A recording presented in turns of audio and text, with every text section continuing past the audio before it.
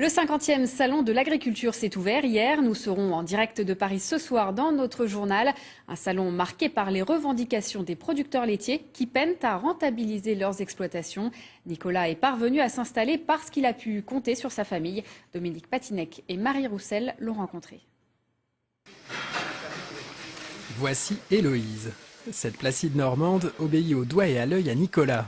Tout jeune chef d'exploitation, il n'a que 21 ans. Nicolas a choisi d'être producteur laitier comme son père et son grand-père avant lui.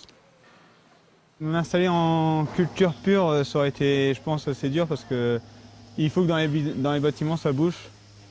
Là, dès que vous avez des animaux, c'est plus sympa, c'est plus agréable à vivre, quoi. Mais c'est dur, c'est du travail aussi. Le plus dur, bon, c'est le travail, bien sûr. Il faut y être tous les jours, week-end compris, jours fériés, mais quand on aime, on compte pas.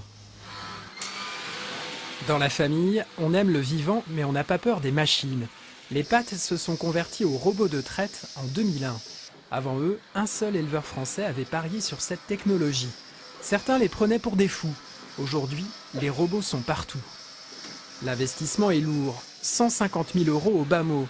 Il faut avoir les reins solides. Lorsqu'il s'est lancé, Nicolas s'est associé à son père et à son oncle.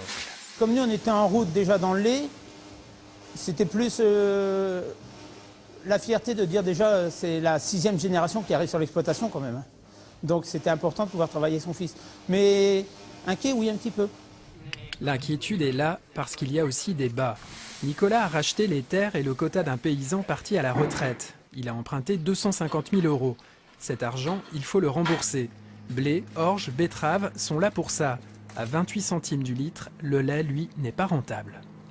Là, actuellement, on se pose beaucoup de questions, quoi. C'est surtout sur les prix.